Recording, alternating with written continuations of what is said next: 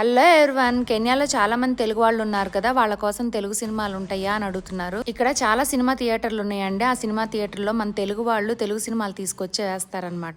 ఇదిగో ఇక్కడ కొత్త సినిమా ప్రభాస్ ది సెల్లార్ అనే సినిమా రిలీజ్ అయింది. టికెట్ రేట్ వచ్చేసి 1500 షిల్లింగ్లు, అంటే ఇండియన్ రూపీస్ లో 1000 రూపీస్ అండి. టికెట్ కాస్ట్ కన్నా పాప్కార్న్ కాస్ట్ తక్కువ ఉంటది ఇక్కడ. తెలుగు సినిమా కాబట్టి ఆ రేటు, అదే హిందీ సినిమాలు అయితే అంత రేట్ ఉండదు. డిపెండ్స్ ఆన్ టైం ని బట్టి. మార్నింగ్ టైమ్ 300-400 కూడా వచ్చేస్తుంది.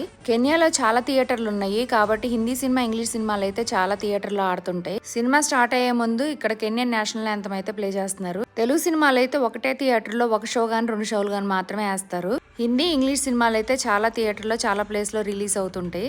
వేసిన ఒక షో 2 షోలు అయితే తప్పకుండా థియేటర్కి వెళ్ళి చూస్తుంటారు తెలుగు వాళ్ళు. ఈ సినిమా అయితే నైట్ షో వేసారండి. నైట్ 10 గంటలకి స్టార్ట్ అయ్యి 1 గంటకి ఎండ్ అయింది.